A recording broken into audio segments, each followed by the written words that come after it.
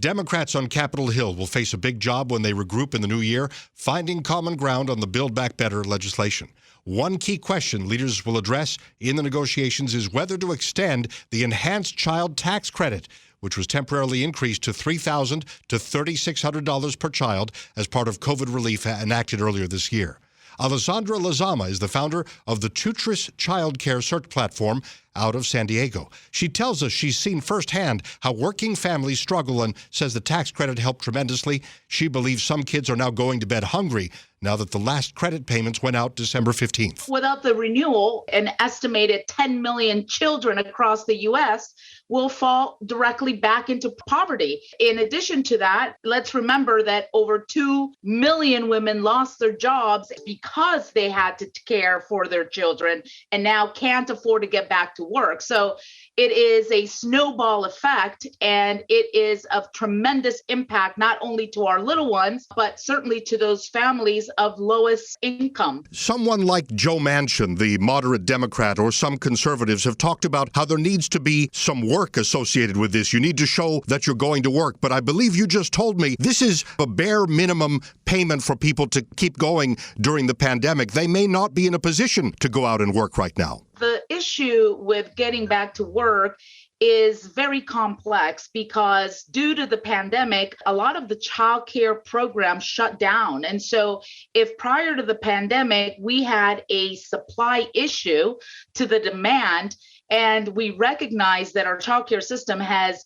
terribly failed our families and was very broken to begin with, it has only been aggravated through the pandemic. So it's a double whammy. Not only are low-income families impacted the most by this childcare tax not being renewed, but they can't even get back to work because they, A, can't afford to, and even if they could get a job, they wouldn't have anywhere to leave their children because the smaller family childcare homes are not able to operate and take in children. So this is imperative for us to renew. I mentioned lawmakers who are fearful that some families and some people will take advantage of the program and do luxurious things with it rather than just take care of their children. Do you know in your field and in your expertise any examples of that? You know, as false narrative as they come. First of all, it's not a rich tax credit to begin with. As a global economy, the U.S. doesn't rank very well in terms of how we invest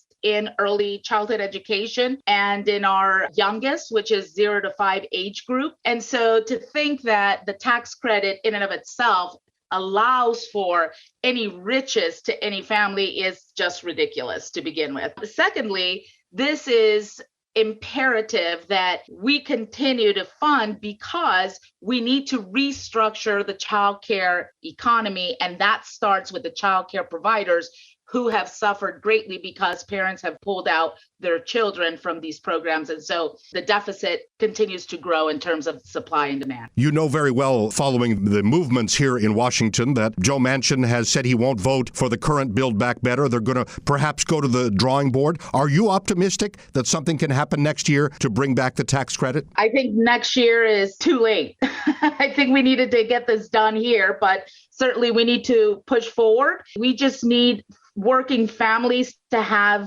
their voices heard, and we just can't take no for an answer. We're at that point. I feel that the child care system has failed our families and our nation gravely. And this is the time where we need to truly take a hard look at the root cause for that and recognize that unless we're willing to invest in future generations that start with very early childhood education so that we can position our children to meet their developmental milestones and reach their maximum potential, we don't stand a chance to compete in the global economy at the level that we need to. The time to invest is now. The time to rebuild the childcare system is now. It's very much part of our infrastructure, and we cannot lose sight of the impact that it will have to our overall economy. I don't believe either of us are financial advisors, but are there cases where families have not received the tax credit, but when they file their income tax for 2022, that they will receive some money? Sure. So eligible families who did not receive any of their advance payments during the 2021 year, they can, at the time that they file taxes in 2022,